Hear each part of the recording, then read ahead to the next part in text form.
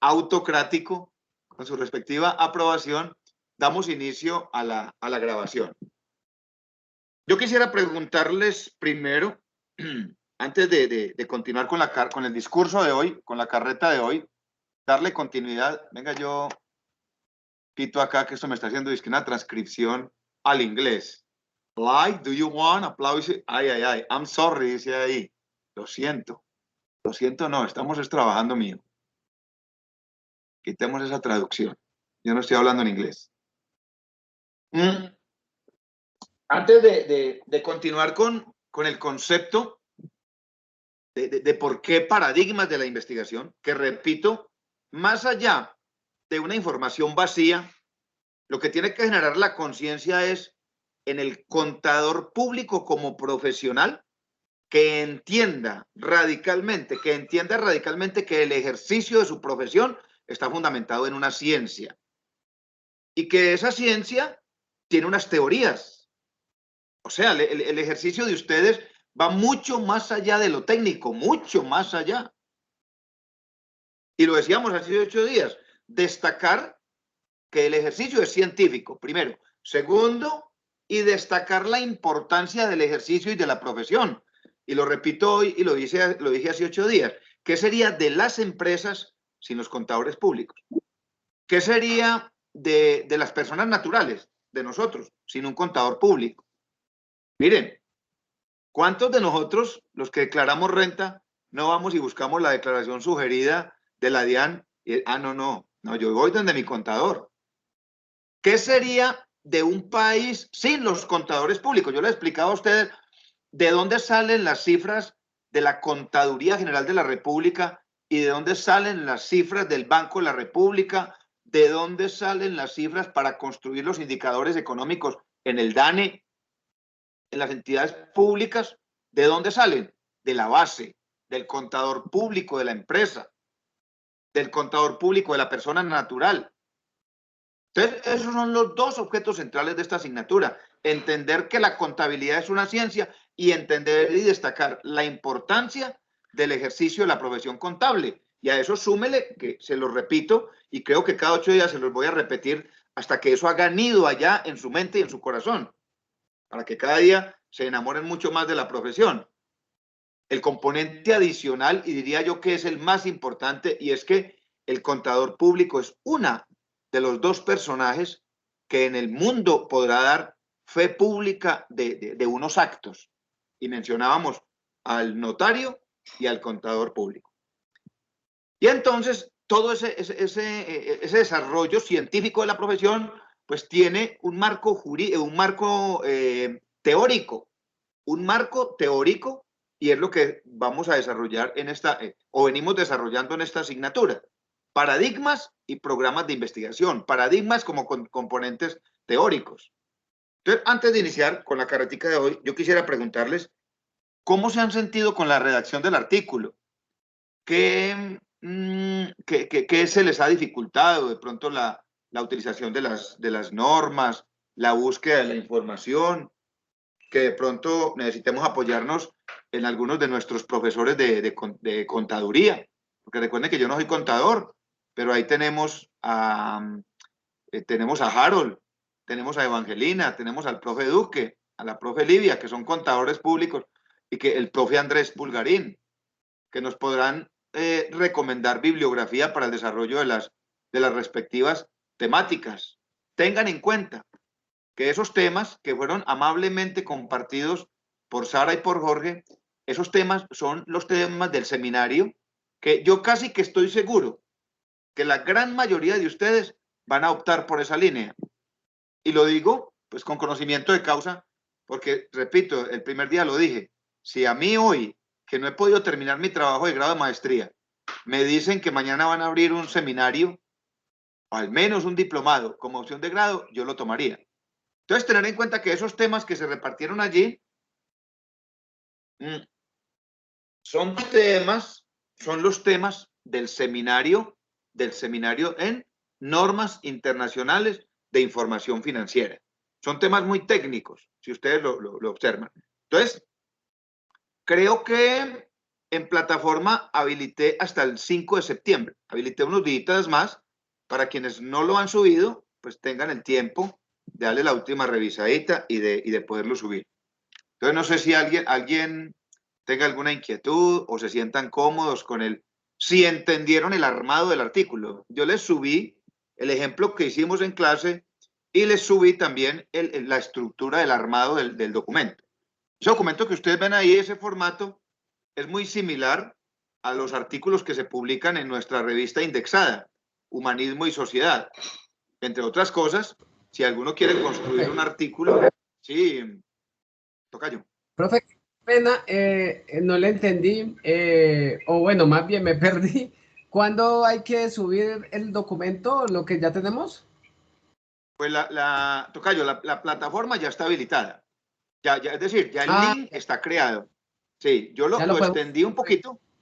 Sí, sí, pues supuestamente había plazo hasta hoy, pero yo lo corrí 4 o 5 días por si alguien tiene alguna dificultad. Recuerde que ahí está el armado y el formato del documento.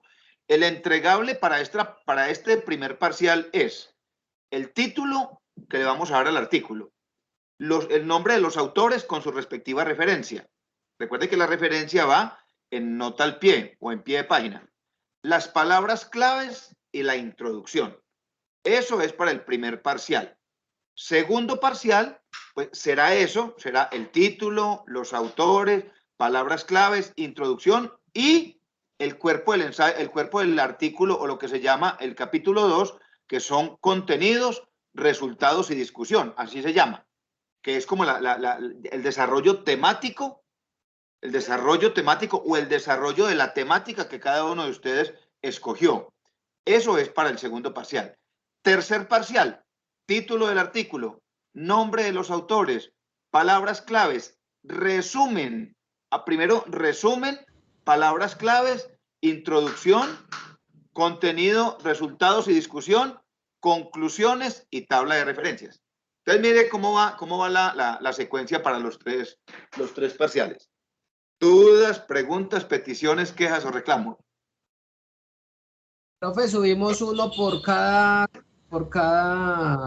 Grupo. integrante o Tocayito, la uno. idea es que lo suban todos, porque cada uno tiene el enlace creado en plataforma Perfecto. a término de evidencia. Pero escuchen lo siguiente, Tocayo, pero si yo voy, por ejemplo, voy caminando en la plataforma y me encuentro primero a Jorge, entonces le hago le hago la observación, las anotaciones, las felicitaciones a Jorge y al final de la nota le digo, por favor, compartir esta observación con Sara, ¿ya? Porque tengo muchos grupos. Entonces, como es el trabajo de grupo, pero le queda la evidencia a todo. ¿Listo, tocayo? Listo, profe, muchas gracias. Bueno, les decía, hoy vamos a trabajar unos 45 minutos. Tengo esta garganta como un costal de esos de empacar café. Entonces, ahí me entenderán. Bueno, entonces, igual todos tienen mi número celular. Cualquier inquietud, venga, puerta, es que yo como que no entiendo muy bien acá, no recuerdo muy bien lo de la aplicación de la norma APA. Entonces, con mucho gusto yo les puedo explicar, nos podemos reunir. Listo.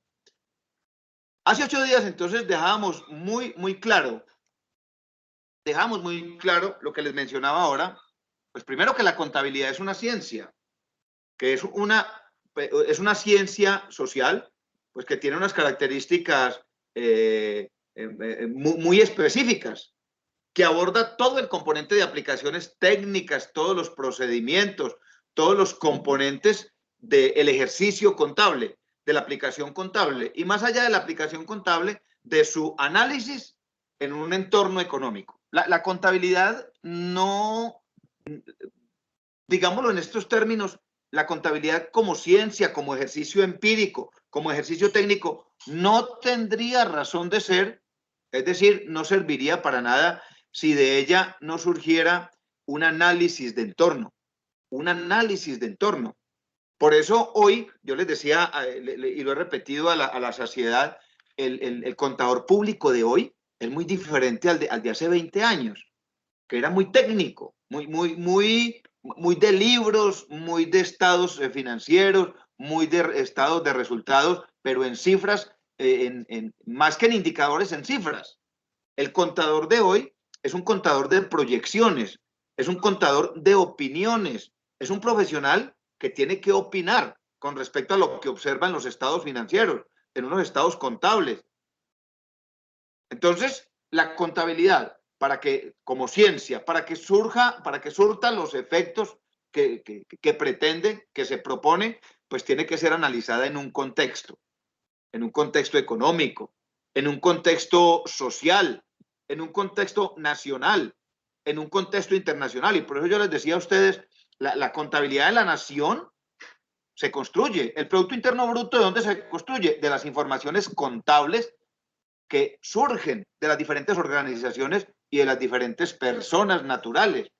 Y de ahí entonces las empresas, las organizaciones, las entidades públicas y el país en general se aferran de todos esos componentes para poder tomar decisiones. Claro, un gerente de una organización, un dueño, una junta directiva, analiza a través de las cifras y los indicadores contables, analiza el comportamiento de la empresa, de la organización, y frente a eso tomará decisiones. ¿Qué hacemos? Vamos a reducir costos, vamos a reducir gastos, vamos a ampliar nuestra operación, vamos a innovar, vamos a... Entonces, el ejercicio contable va mucho más allá de lo técnico y su análisis se realiza en un entorno social, en un entorno económico, en un entorno regional.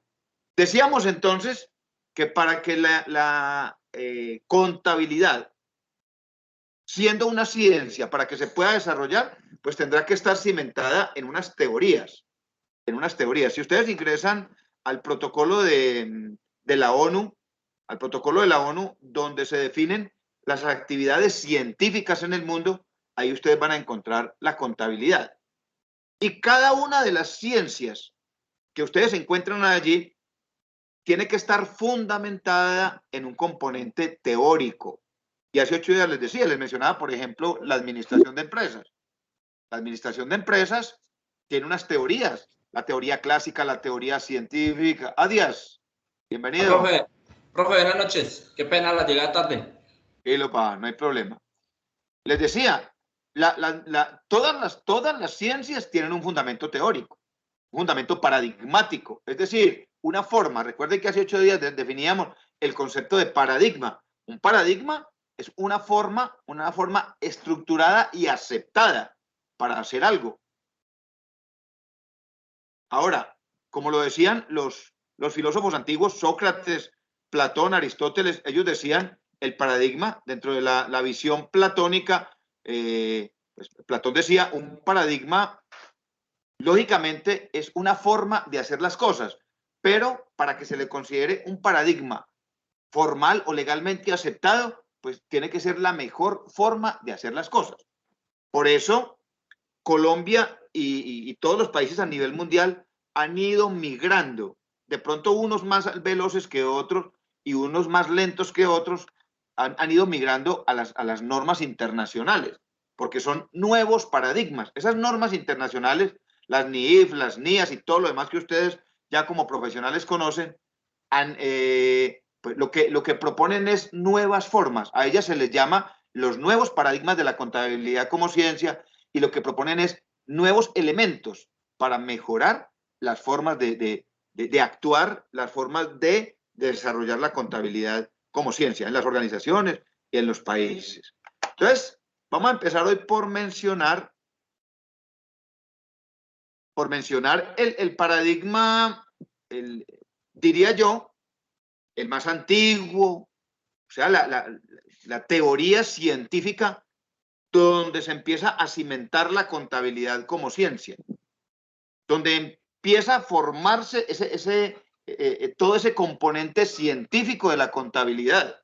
Recuerden que la contabilidad es la ciencia, la contaduría es la profesión. Entonces, ese primer paradigma se conoce como el paradigma de la ganancia líquida. El paradigma de la ganancia líquida. Yo sé que ese término es más común para ustedes que para mí. El término de la ganancia líquida. Se le llama el paradigma de la ganancia líquida porque en él se incluyen todos los modelos prácticos, técnicos, empíricos para el ejercicio de la contabilidad. Todo lo que ustedes se puedan imaginar. Por ejemplo, la partida doble, que es digamos que la base universal de la contabilidad, la partida doble. Todo egreso tendrá que generar un ingreso en algún lado. Todo ingreso en algún lado tuvo que haber generado un ingreso en alguna otra parte, en algún bolsillo. Un ingreso, un egreso. Entonces, este paradigma de la ganancia líquida, pues comprende y encierra todo el ejercicio práctico de la contabilidad. Una declaración de renta, un estado financiero, un resultado de cuenta, un ejercicio contable después del ejercicio, después del ejercicio empresarial y administrativo.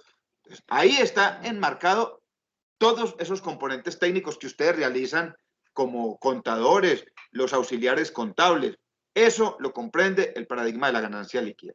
¿Qué es lo que busca el paradigma de la ganancia líquida? Ahora, es el más antiguo y permanece, porque si ustedes ven, por ejemplo, llegan los nuevos paradigmas, las NIAS, las NIIF y todo este grupo, toda esta familia de normas internacionales, pero no desplazaron los paradigmas ya existentes, no los desplazaron, entre esos el paradigma de la ganancia líquida, sigue ahí paradito, sigue ahí firme esta teoría. Entonces, ¿qué es lo que busca? ¿Cuál es el objetivo central del paradigma de la ganancia líquida? Lo primero es generar información contable confiable. Venga, a ver, por aquí hay alguien ingresando. Alguien, aquí está Jessica, listo. Entonces, el objetivo central del paradigma de la ganancia líquida es generar una información. Claro, ese es el ejercicio del contador, el ejercicio del auxiliar contable administrativo, del auxiliar contable, es el objeto de la contabilidad desde lo técnico es generar una información. Ahora, esa información pues debe tener unas características que las veremos en otro paradigma que es específico de la información contable, y es la generación de confianza, la generación de credibilidad, la toma de decisiones. Ahora, esa información frente a la toma de decisiones pues debe estar conectada con el concepto de beneficio económico. Dentro del concepto de beneficio económico. Por eso nosotros vemos las gráficas de contabilidad, las vemos con flechas de crecimiento o decrecimiento. Es decir, ese beneficio económico podrá ser positivo o podrá ser negativo. Es decir, el paradigma de la ganancia líquida busca generar una información que le permita a un ente, a una organización, conocer su situación financiera y su situación económica en un momento específico de su vida, de su historia. Ahora, lógicamente, ese paradigma de la ganancia líquida, es decir, todo ese ejercicio contable, pues tendrá que estar enfocado hacia el estudio del beneficio económico, pero que tendrá que estar enmarcado en un componente jurídico. Ahorita lo vamos a ver por allí más adelante. Si ustedes ven, todo ejercicio contable que se desarrolle en nuestro país y en cualquier país del mundo está reglamentado, ¿ya? Por ejemplo, todo lo que es el impuesto a la renta está reglamentado a través del estatuto tributario. Entonces, paradigma de la ganancia líquida. Objetivo, generar información contable que busque analizar el beneficio económico de la organización, siempre enmarcado en un concepto jurídico. Ahora bien, esa información que se genera según el paradigma de la ganancia líquida, esa información se debe convertir para la persona, para la organización, para las entidades públicas, para el Estado, para la nación, se debe convertir en un medio de prueba, en una prueba fehaciente de la realidad de una organización. Y esa prueba pues se servirá como herramienta de trabajo para nivel interno de las empresas, pero también para agentes externos. Hoy en día, ustedes, que son los contadores, saben, por ejemplo, que a través de la teoría sistémica o de todo el concepto de sistemas y todo el concepto de sistemas de información, hoy en día toda esa prueba está conectada, toda esa información está conectada entre las entidades, inclusive entre las empresas. Por eso la DIAN hoy se da el lujo de generar una información exógena, que es un medio de prueba para toma de decisiones, para análisis de resultados de una organización, de una persona natural o de una persona jurídica. Todo el componente técnico de este paradigma, pues, le permite a una organización, le permite a una empresa, le permite a un país conocer en cualquier momento su realidad económica. De manera clara, de manera precisa, de manera específica. Conocer en un momento, claro, es que es la información. Y esa información, pues es una información exacta. Esa es una de las grandes ventajas de la contabilidad como ciencia, que a pesar de ser una ciencia social, trabaja sobre una ciencia exacta que es la matemática. Y entonces 1 más 1 será 2, así lo estemos aplicando en ciencias sociales.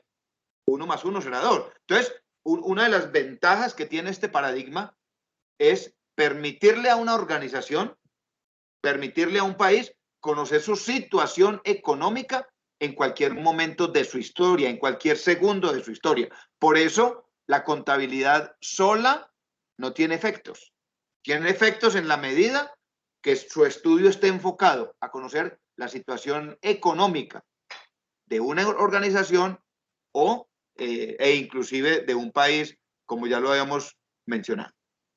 Dentro del paradigma, entonces, de la ganancia líquida, tenemos algunas teorías que se han desarrollado a través de la historia y que han logrado fortalecer este paradigma de la ganancia líquida. Entonces, una de esas teorías se conoce como la teoría de la persona o de la personificación de la cuenta. ¿En qué consiste esta teoría dentro del paradigma de la ganancia líquida? Dice que consiste en que científicamente se debe observar la cuenta. Hablamos de cuenta en términos contables, cualquier tipo de cuenta, se debe observar o se debe ver o se debe siempre reconocer como una persona ficticia. Y dice que se debe reconocer como una persona ficticia porque entrega y recibe unos recursos, ¿ya? Entonces, si ustedes ven la partida doble, entrega y recibe y entrega. Entonces dice la teoría de la personificación. Usted mire esa cuenta como un sujeto vivo que está entregando y que está recibiendo recursos. Se llama teoría de la personificación. ¿Cuál fue la limitante de esta teoría dentro del paradigma? Que únicamente se dedicó, la teoría de la personificación únicamente se dedicó a estudiar la cuenta per se, solita. La cuenta como un ejercicio práctico, como un ejercicio técnico. Pero la teoría de la personificación nunca se enfocó en estudiar el impacto de la cuenta, el impacto económico que genera la cuenta en un entorno interno de la organización y en su entorno económico externo. Los principales aportes que entregó la teoría de la personificación fue crear el plan de cuentas. Entonces allí es donde sale la cuenta o el método operativo de la partida doble, y se empezó a hablar, desde la teoría de la personificación, se empezó a hablar de un sistema contable integral. Entonces, como ustedes pueden ver, pues esta es una de las primeras teorías que surge por allá en los años 1902, 1903, que es la teoría de la personificación. Ahora, todo este componente paradigmático que estamos viendo acá, todas estas teorías, pues están fundamentados básicamente en dos escuelas epistemológicas, en dos escuelas de construcción del conocimiento. Una de ellas es el constructivismo. ¿Qué dice la escuela del constructivismo? Que se construye conocimiento a partir de lo que la mente relaciona con el entorno. O sea, si mi mente dice que esto que estoy tocando son unas gafas, ya mi mente tiene totalmente clarificado y reconocido este objeto. y a través de él genera conocimiento. Si tengo en mis manos esto, y entonces mi mente me dice, Jorge, eso es un teclado. Es decir, dependiendo de los conceptos que tenga la mente, asimismo tendrá la capacidad de generar conocimiento. Relacionar esos elementos que están de manera externa en un entorno y a través de ellos el ser construye conocimiento. Eso es el constructivismo. El positivismo, de alguna manera contraria, dice que la única forma de construir ciencia y de construir conocimiento es a través de la prueba empírica, a través de la práctica de pruebas empíricas. Y fue a través de la práctica es decir, los dos componentes, tanto el constructivismo como el positivismo, llegan como aportantes al desarrollo de las teorías científicas de la contabilidad, a todo este desarrollo epistemológico de la contabilidad como ciencia. Constructivismo, la relación de los conceptos de la mente con el entorno.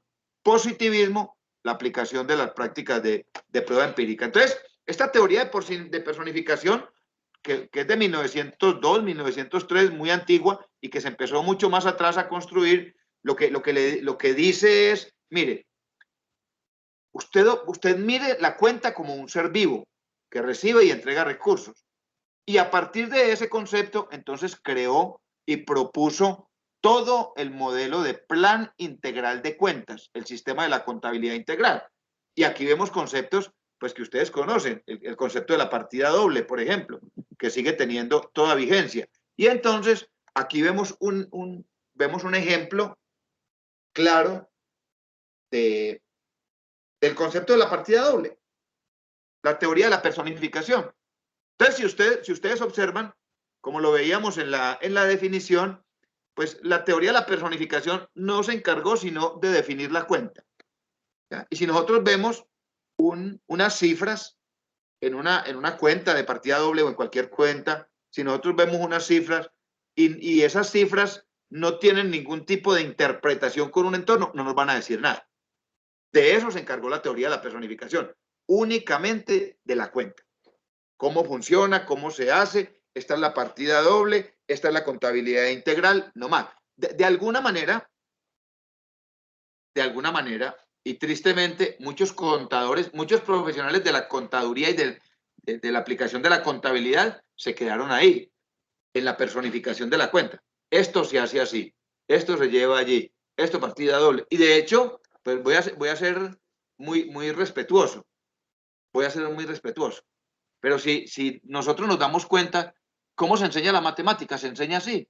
Niños, 2 más 2 es 4. Y uno queda como que, bueno, ¿y eso de dónde salió? Y entonces el profesor de costos va y dicta su clase de costos. Esta es la estructura de los costos de una empresa. Esto es el gastos de nómina, estos son los costos fijos.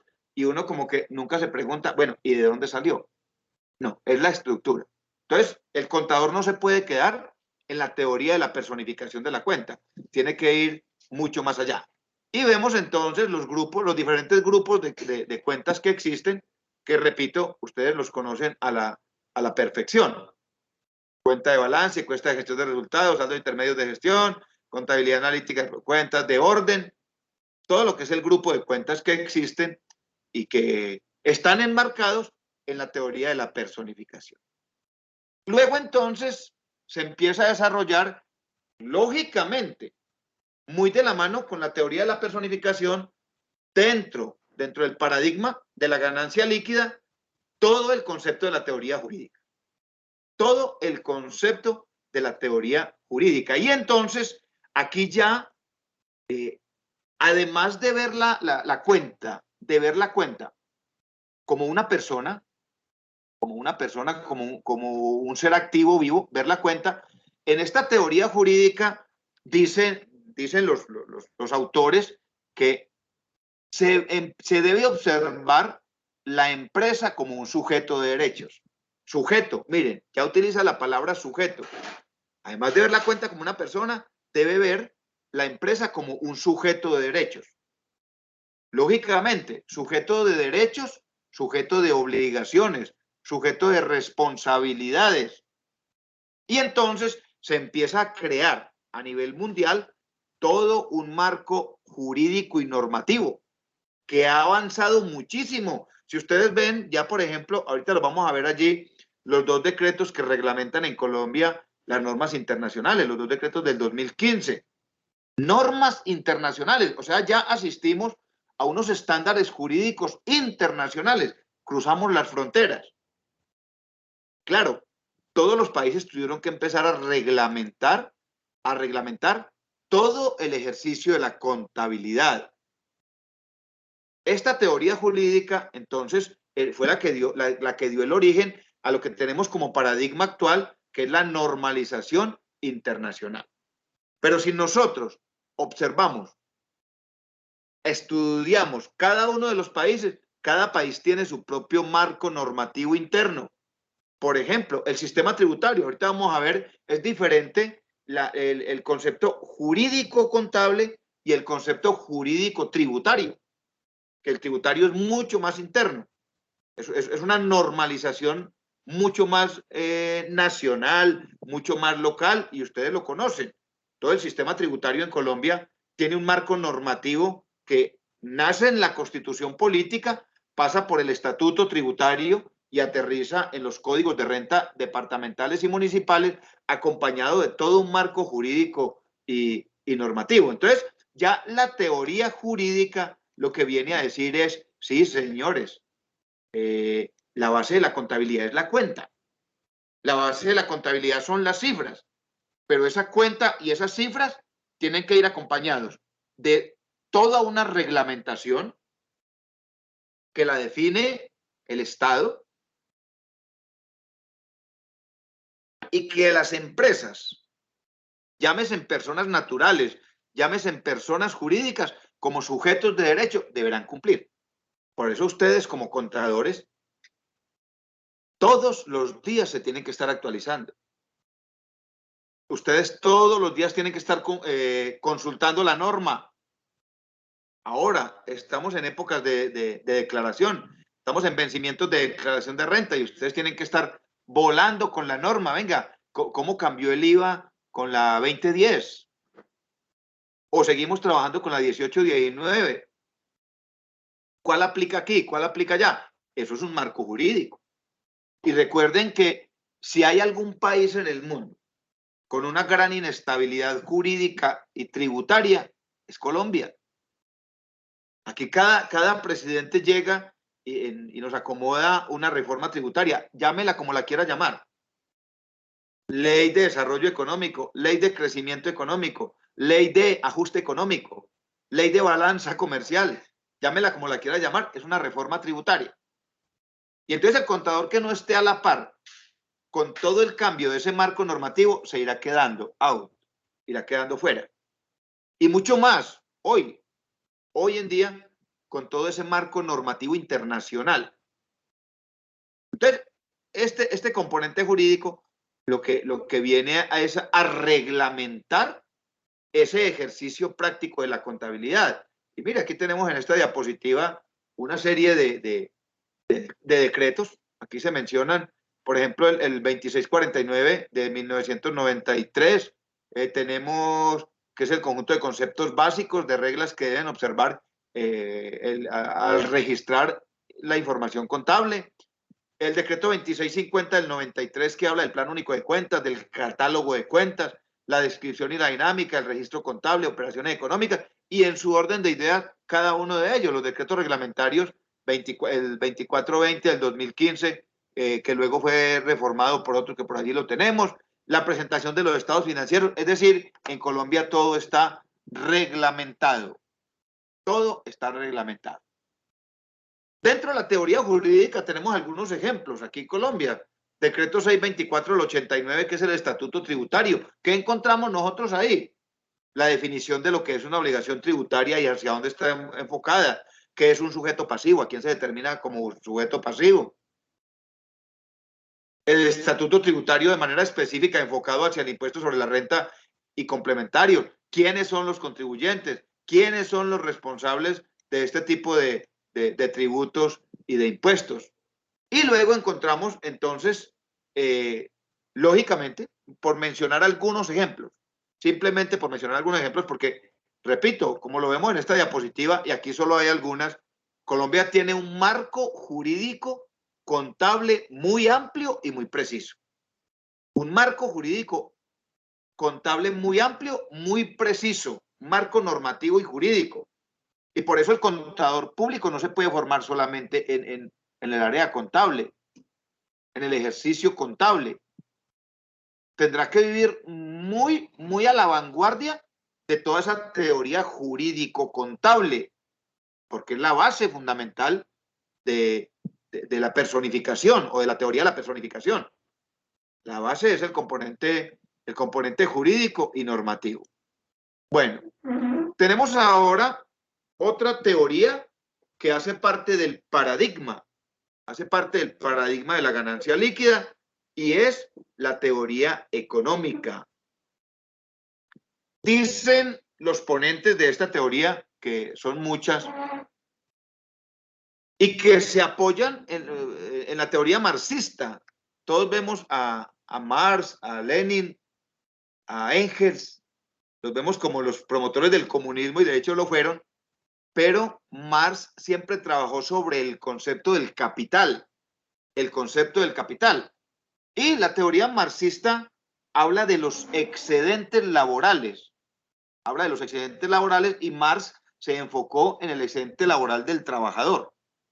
Entonces, los ponentes de la teoría económica contable se basaron en esa teoría marxista, el excedente laboral del trabajador. Y allí partieron, y entonces proponen estos expertos que la práctica contable, que la contabilidad debe estar sujeta a un momento histórico,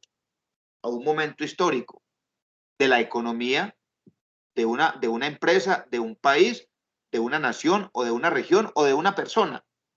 O sea, la práctica contable tiene que estar sujeta a un momento económico de la empresa, citémoslo, de la organización. Claro, por ejemplo, ahora ustedes están dedicados a las declaraciones de rentas, personas naturales. ¿Qué están analizando? El momento económico de un sujeto. Y entonces a mí, Jorge Iván Puerta, me van a pedir retención, retefuente. ¿Dónde le hicieron retención? Ah, no me la hicieron. Ah, bueno, mijo. Voy a ver cuánto le suma para que pague. ¿Por dónde se generaron sus ingresos? ¿Cuáles fueron sus egresos? ¿Cuáles son sus créditos?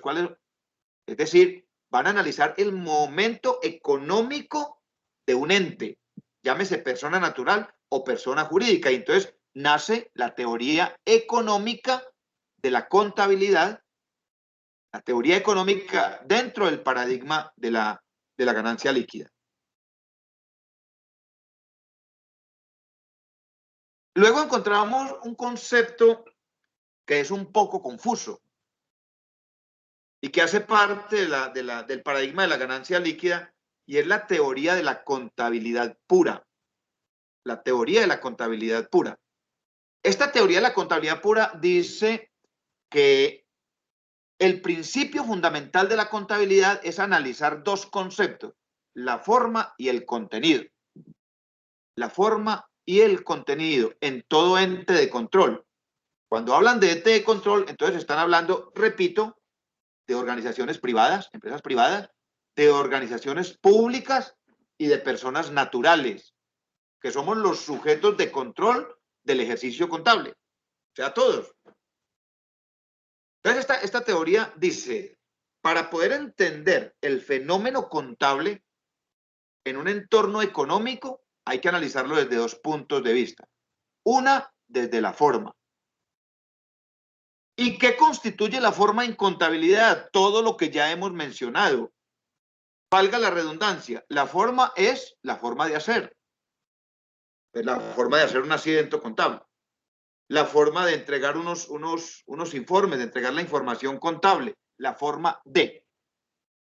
Y dicen los ponentes de esta teoría, de la contabilidad pura, dicen, para que la contabilidad sea efectiva, para que la contabilidad aporte a la economía, aporte al desarrollo de una sociedad, la forma debe ser validada a través de un conjunto axiológico. ¿Qué significa eso? Que en la forma se deben disponer una serie de valores que los vamos a analizar en el paradigma de la ética del contador público. Claro, en la forma, porque es en el asiento contable donde entra en juego la ética del contador, la ética del empresario, la ética del que suministra la información. Entonces dijeron los autores de esta teoría de la contabilidad pura, mire, para que eso sirva, para que eso funcione, usted llene la forma de valores, de comportamientos éticos. Y luego habló del contenido. Entonces ya el contenido es lo que va en el ejercicio práctico. Y al contenido, el teórico de la contabilidad pública lo denominó los flujos. Lo denominó los flujos. Y él dice que todo el componente de un sistema contable son flujos. Flujo de caja, flujo de efectivo, flujo circulatorio económico, todo son flujos. Entonces, él define la forma, el ejercicio práctico. El contenido son los elementos que se estudian dentro de esos componentes prácticos. Entonces, el fenómeno o el componente de estudio son los flujos. Suena un poco complicado, un poco enredado, pero hay claridad en que la contabilidad su estudio se debe separar en formas y contenidos. Formas, el camino para llegar a todos estos elementos que hemos mencionado. Y el contenido, el análisis de todos esos flujos. Es decir, el resultado final que se obtiene para la toma de decisiones. Y a eso se les llamó la teoría de la contabilidad pública. Miren cómo desde el momento en que surge la teoría de la personificación, que es cuando aparecen las cuentas en lo técnico, en lo práctico, en lo empírico, miren cómo ha venido evolucionando y ha venido creciendo.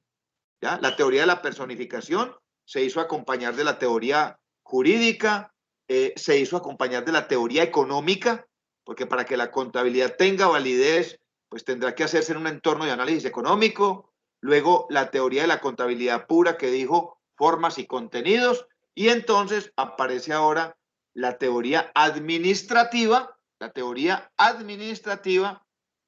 dentro del paradigma de la ganancia líquida. ¿Ya? La teoría administrativa dentro del ejercicio contable. Esta teoría dice que es necesario integrar al ejercicio contable, integrar valores humanos. Porque todos, sujetos activos, sujetos pasivos, el contador, el empresario, el gerente, el que toma las decisiones, el auxiliar contable, todos somos seres humanos. Así nos estemos apoyando en máquinas, así nos estemos apoyando en herramientas tecnológicas, quienes hacemos el ejercicio como sujetos activos o pasivos, como contadores, como empresarios, todos somos seres humanos. Y entonces plantea la teoría administrativa que una de las principales herramientas para la administración y para el manejo de las finanzas de una organización es el ejercicio contable. Una de las principales herramientas es la contabilidad. Y por eso nace entonces la teoría administrativa. Ahora, esta teoría administrativa le reconoce a la contabilidad, le reconoce un carácter que es muy importante y es el carácter predictivo. ¿Qué significa el carácter predictivo o qué significa esta palabra predictivo? Que la contabilidad le debe permitir a una empresa predecir situaciones futuras. Predecir situaciones futuras. Por eso muchas organizaciones tienen un revisor fiscal. Y el revisor fiscal en su informe al fin de año, por ejemplo, las asociaciones, las fundaciones, las ONGs, entidades sin ánimo de lucro que hacen la Asamblea General de Asociados por allá en abril, mayo de cada año, el revisor fiscal dice, vamos bien, viento en popa. O el revisor fiscal dirá, ojo, vamos para el hueco. Ojo, nos estamos hundiendo. ¿Por qué? Porque esto lo dicen las cifras. Entonces, la teoría administrativa de la contabilidad, la teoría administrativa del paradigma de la ganancia líquida, permite predecir. Dijo, una de los componentes más importantes de la contabilidad como ciencia es poder predecir, poder adivinar el futuro. Y entonces dijo que la contabilidad es una ciencia predictiva. Eso dijo la teoría administrativa en el paradigma de la ganancia líquida. Bueno, estas son entonces las teorías en las que se enfoca este paradigma de la ganancia líquida. El paradigma de la ganancia líquida entonces se desarrolla en términos metodológicos, en términos de metodología de la investigación. Este paradigma se desarrolla bajo dos métodos básicos. Recuerden, de aquí hacia atrás lo que acabamos de ver es en qué consiste el paradigma de la ganancia líquida, que es el más común es decir, todos son muy comunes, porque hablar del paradigma de la información o del paradigma de la ética, del paradigma de la economía, pues todos son comunes para ustedes, pero ustedes tienen de manera física mucho más contacto con el paradigma de la ganancia líquida, porque es el ejercicio cotidiano, es el ejercicio diario de la contabilidad, el paradigma de la ganancia líquida. Se desarrolla en términos metodológicos, en términos de ejercicio científico de investigación, se desarrolla bajo dos métodos. Uno de estos métodos se conoce como el método inductivo. ¿En qué consiste el método inductivo? En términos generales, el método inductivo está enfocado hacia entender, explicar y predecir las prácticas contables existentes. Las prácticas contables existentes, es decir, todo lo que tiene que ver con el costo histórico, con la técnica de tener libros contables, con la evaluación de los activos. Y dentro de este método inductivo se explica el papel de la gerencia, porque es el que en términos generales lleva a la toma de decisiones a través de la aplicación de técnicas y modelos contables. Es el que permite la toma de decisiones. El análisis del paradigma del método inductivo, el paradigma de la ganancia líquida del método inductivo, parte de lo particular para llegar a lo general. Entonces, por ejemplo, el desarrollo de un informe contable, el desarrollo de una declaración de renta, parte de lo particular. Entonces, ¿qué es lo particular? Los ingresos. ¿Qué es lo particular? Una factura. ¿Qué es lo particular? Cualquier ejercicio contable. Cualquier ejercicio contable se le considera parte integral de un informe, parte integral de un análisis, de un estudio. Va de lo particular, de la minucia, de lo mínimo a lo general. Por eso, este método inductivo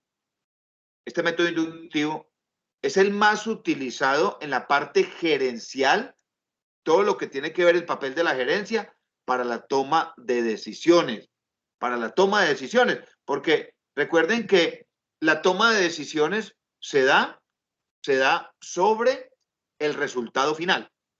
Entonces, el método inductivo lo que permite es coger las particularidades para llegar a un resultado final, para llegar a lo general. Tiene unos supuestos básicos, que son los valores monetarios. Ustedes conocen que el VR y conocen todas esas siglas del ejercicio contable en valores monetarios. Los objetos económicos, los agentes económicos, el sujeto pasivo, el sujeto activo, el hecho generador. En el método inductivo se parte o se inicia con toda esa particularidad, con toda esa minucia, para llegar a lo general, o sea, a lo que se obtiene al final del ejercicio. El método inductivo. Tiene unas características el método inductivo. Pues lo primero es que comienza con la observación de los hechos, de los fenómenos, de una forma libre y carente de prejuicios. O sea, cuando usted está haciendo un asiento contable, usted no se está cuestionando. Cuando usted recibe una factura con todo el hecho de legalidad, usted no la cuestiona. Esta factura cumple. Estamos cumpliendo con la factura electrónica. Es decir, cuando usted ve el hecho que cumple con unos marcos normativos, usted lo analiza de manera espontánea. Usted no está generando prejuicios, no está generando ningún cuestionamiento frente al hecho. Lo se observa de una manera libre y totalmente espontánea. El componente básico del método inductivo es la experiencia. La experiencia. Entonces, saber cómo hacer un asiento contable, saber cómo desarrollar un ejercicio contable. El método inductivo parte de ese conocimiento y de esa experiencia. Y la otra característica es que el sujeto de investigación entra en contacto directo con el objeto de estudio. Es decir, si el sujeto de investigación es la empresa, es la organización, pues tiene que estar conectado con ese fenómeno de estudio que es el fenómeno contable. Tiene que estar en contacto con ese fenómeno de estudio que es el fenómeno contable. Bueno, entonces ese es el método inductivo. No vamos a profundizar en ello porque simplemente aquí lo que se definen son los conceptos.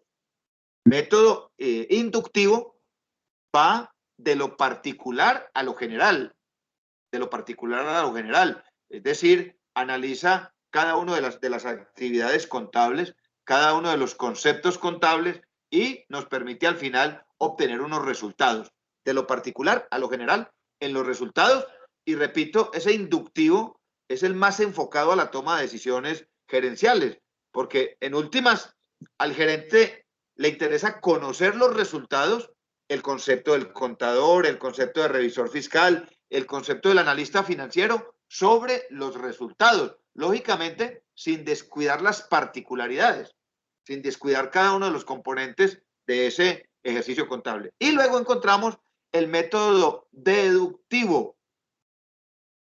El método deductivo. Ese método deductivo va de lo general a lo particular. De lo general es algo así como devolverme para analizar dentro de un resultado cada uno de los componentes por medio de los cuales se llegó a ese resultado. Partir de lo general, partir de un estado de resultados, partir de un análisis financiero aplicado después del ejercicio y poder definir el comportamiento o el aporte de cada uno de esos componentes al resultado final. Todo esto son componentes de la investigación contable. Componentes de la investigación contable. Dice, generalmente, el análisis deductivo o el enfoque deductivo generalmente es un estudio comparativo. Es un estudio comparativo que se hace y eso lo hacen ustedes permanentemente. Por ejemplo, cuando ustedes están haciendo análisis financiero aplicado, usted puede coger un periodo, que eso normalmente se hace en las empresas, si ustedes lo conocen, tomar un periodo, año 2019, y compararlo hacia el 2020. ¿Qué se va a obtener al final? Unos elementos deductivos, o sea, me permite deducir. Entonces, yo tomo, por ejemplo, los estados financieros de una organización para el año 2020 y voy a comparar cuál fue el comportamiento de los costos y gastos de nómina y lo voy a comparar con el 2019 y entonces voy a poder deducir qué fue lo que sucedió de un periodo con respecto al otro. Entonces, este método deductivo va muy enfocado hacia el análisis comparativo de resultados, hacia el análisis comparativo de diferentes elementos contables.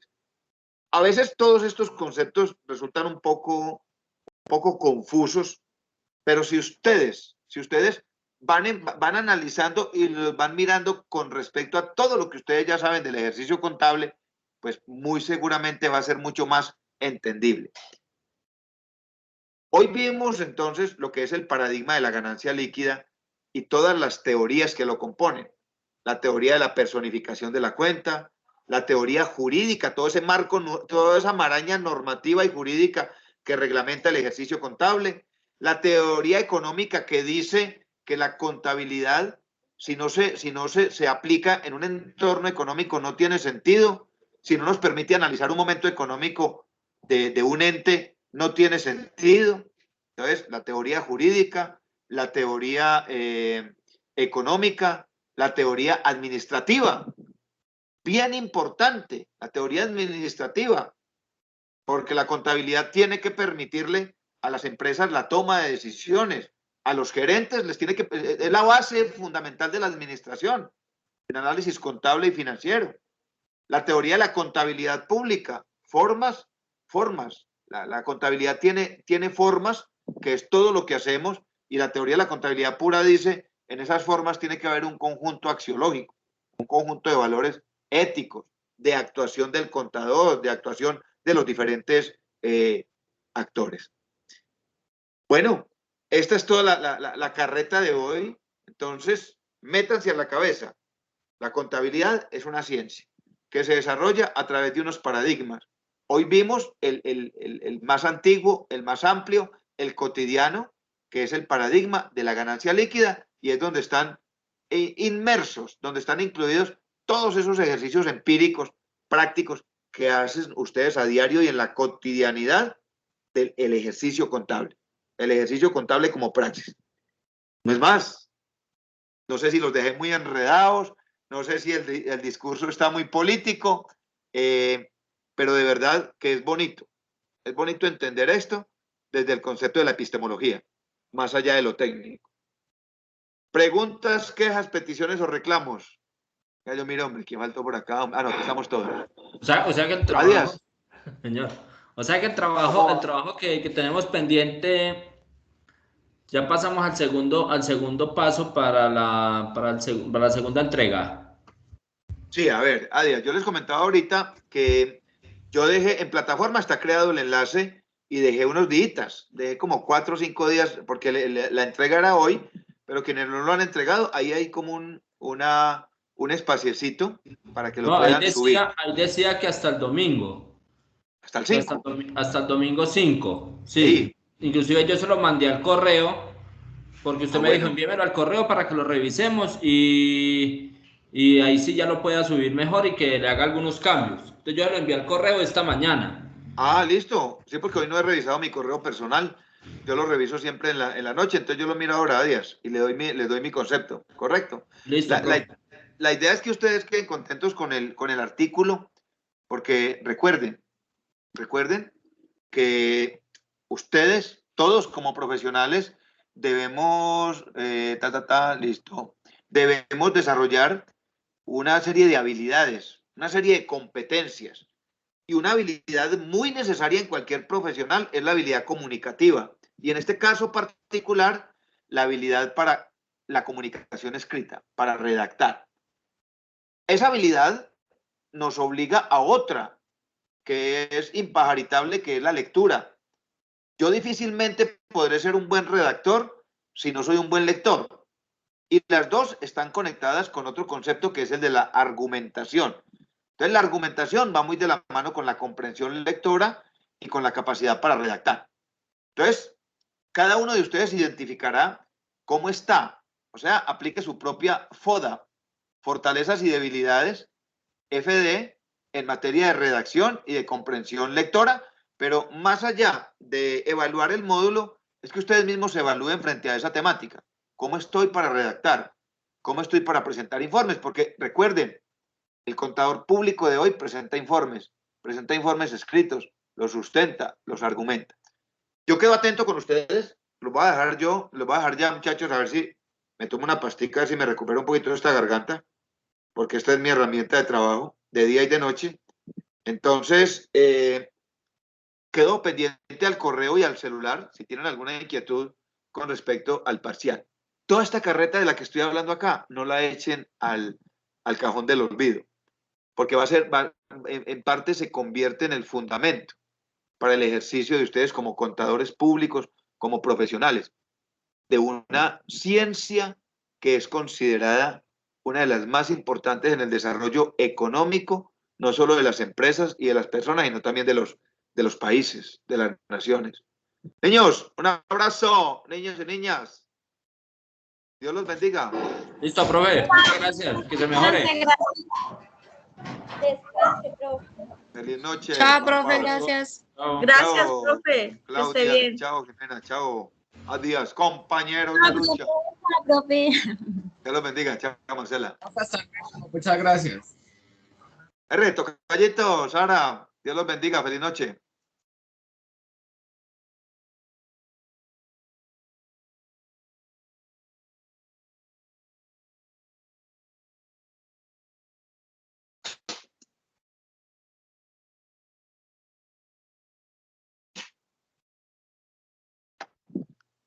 Listo, listo.